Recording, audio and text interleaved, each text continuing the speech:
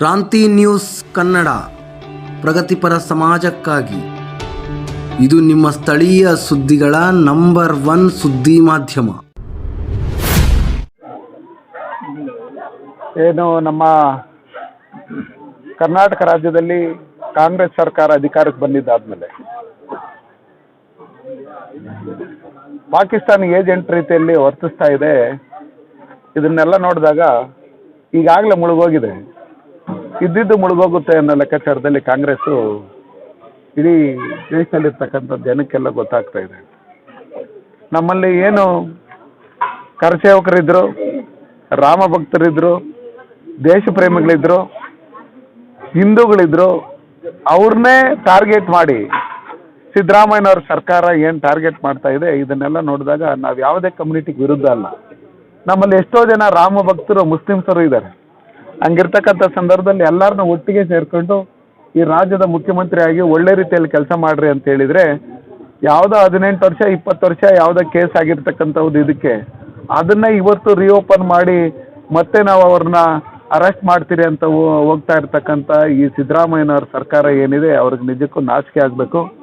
ನಮ್ಮಲ್ಲಿ ಇವ್ರ ದೃಷ್ಟಿಯಲ್ಲಿ ನಮ್ಮ ಕೋಲಾರ ಲೋಕಸಭಾ ಕ್ಷೇತ್ರ ಇರ್ಬೋದು, ಕರ್ನಾಟಕ ಇರ್ಬೋದು, ಯಾರಂದರೆ 107 ಕೇಸ್ ಹಾಕೋದು, 109 ಕೇಸ್ ಹಾಕೋದು, ಇದೆಲ್ಲ ಯಾರ ಮೇಲೆ ಅಂದರೆ, ಹಿಂದೆ ಯಾರು ರಾಮ ಮಂದಿರ ಬೇಕು ಅಂತ ಹೇಳಿ ಹೋರಾಟಗಳು ಮಾಡಿದ್ರು ಅವ್ರನ್ನೇ ಟಾರ್ಗೆಟ್ ಮಾಡಿ ಅವತ್ತು ಏನು ಇವತ್ತು ಅವ್ರಿಗೆ 75 ವರ್ಷ 80 ವರ್ಷ ವಯಸ್ಸಾಗಿದೆ, ಅವ್ರಿಗೆ ಓಡಾಡೋಕ್ಕೂ ಶಕ್ತಿ ಇಲ್ಲ, ಅಂಥವ್ರನ್ನೆಲ್ಲ ಸ್ಟೇಷನ್ಗಳ ಹತ್ರ ಕರೆದು ಅವ್ರನ್ನ ವಿಚಾರಣೆ ಮಾಡೋದು, ಅವ್ರ ಮೇಲೆ ಮತ್ತೆ ಇನ್ನೊಂದ್ಸಲಿ 107 ಹಾಕೋದು, ಇವನ್ನೆಲ್ಲ ಏನು ಮಾಡ್ತಾ ಇದ್ದಾರೆ.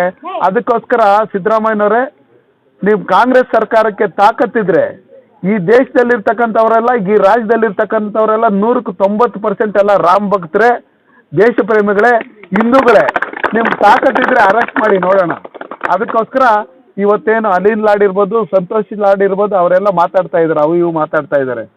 ಆ ಸಂತೋಷ್ ಲಾಡು, ಅನಿಲ್ ಲಾಡು ಮೊನ್ನೆ ಯಾವಾಗ ಮಾತಾಡಿದ್ದಾರೆ, ಹಿಂದೇನೂ ಮಾತಾಡಿದ್ದಾರೆ.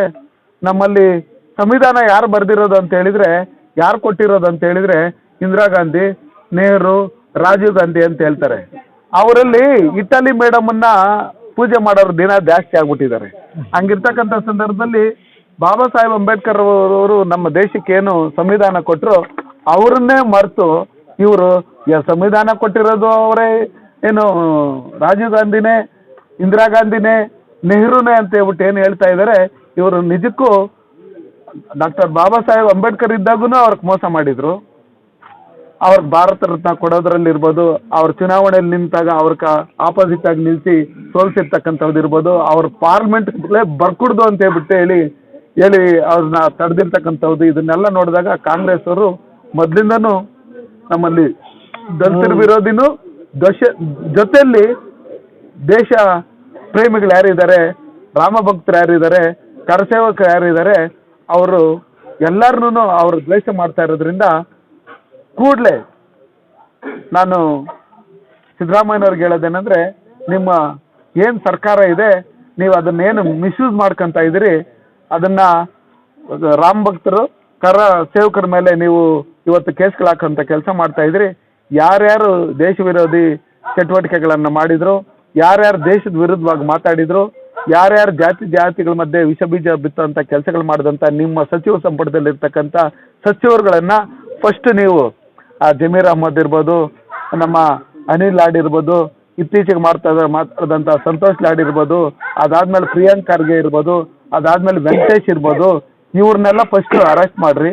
ಆವಾಗ ನೀವು ಈ ದೇಶದಲ್ಲಿ ದೇಶದ ಪರವಾಗಿದ್ದೀರಿ ಅಂತ ಹೇಳಿ ನಾನು ನಂಬ್ತೀನಿ. ಇಲ್ಲಾಂದರೆ ನೀವು ಪಾಕಿಸ್ತಾನ ಏಜೆಂಟ್ ಅಂತ ಹೇಳೋದಕ್ಕೆ ನಾನು ಇಷ್ಟಪಡ್ತೀನಿ.